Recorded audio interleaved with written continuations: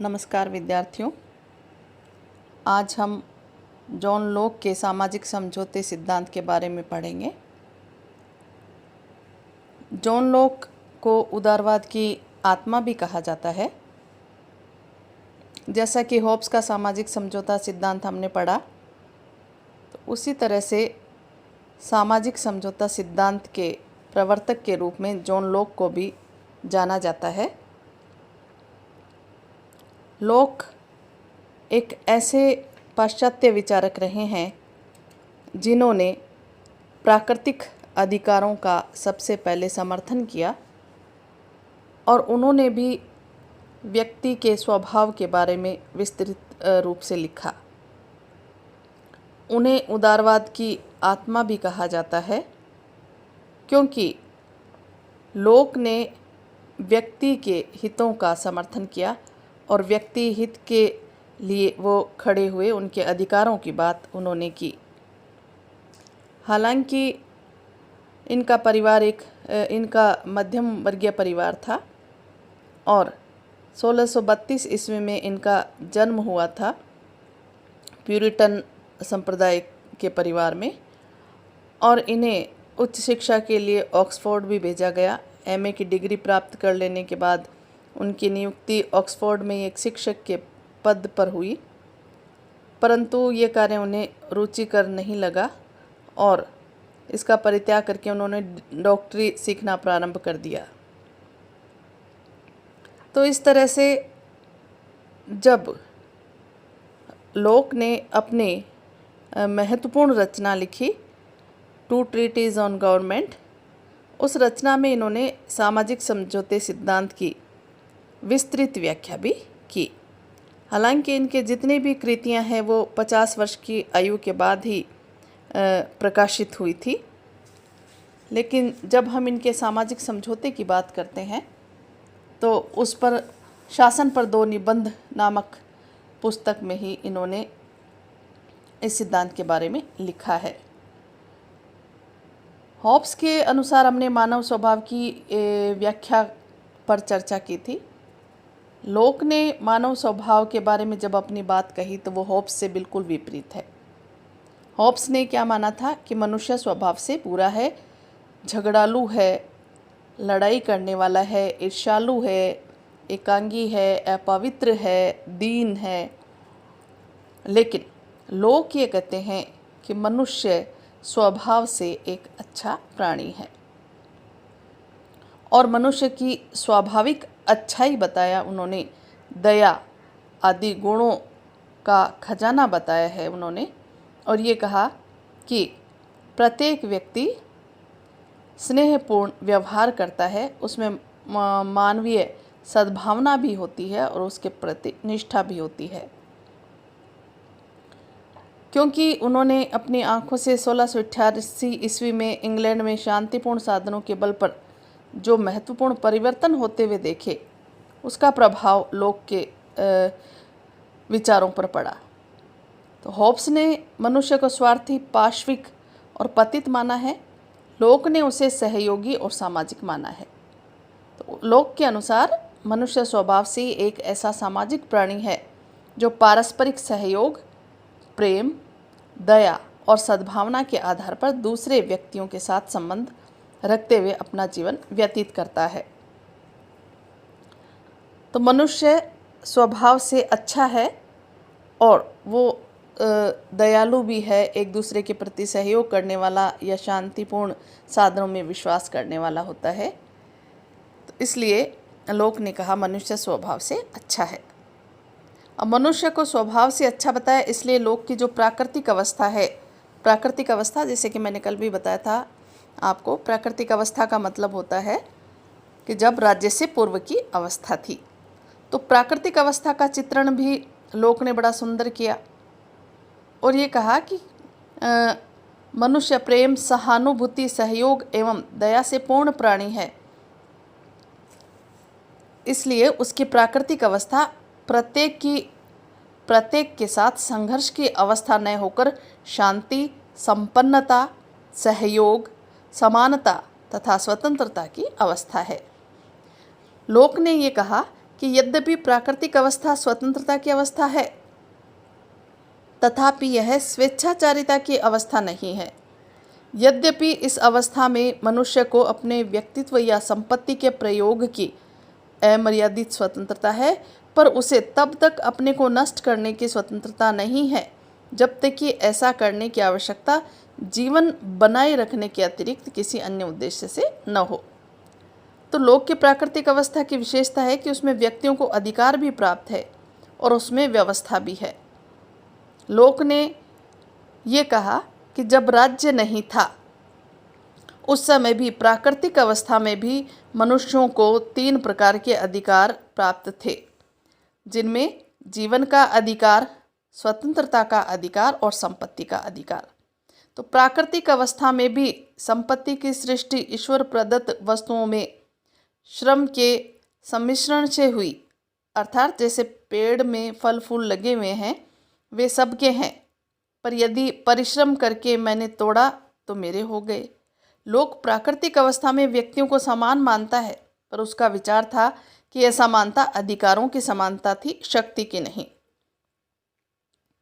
तो लोक के प्राकृतिक अवस्था विवेक द्वारा स्थापित अवस्था थी और उन्होंने कहा कि विवेक को काम में लाने वाली संपूर्ण मानवता को यह सिखाता है कि क्योंकि सब मनुष्य समान तथा स्वाधीन है, अतः किसी को भी दूसरे के जीवन, स्वास्थ्य, स्वतंत्रता एवं संपत्ति को हानि नहीं पहुंचानी चाहिए। तो इस प्रकार लोक का तात्पर्य यह है कि मनुष्यों को दूसरों के अधिकारों पर आक्रमण करने और हानि पहुंचाने से रोका जाना चाहिए। सबको उस प्राकृतिक अवस्था को मानना चाहिए जो शांति और संपूर्ण मानवता की सुरक्षा चाहती है। लोक ने कहा प्राकृतिक अवस्था इस नियम पर आधारित थी कि तुम दूसरों के प्रति वही व्यवहार करो जो तुम अपने प्रति चाहते हो।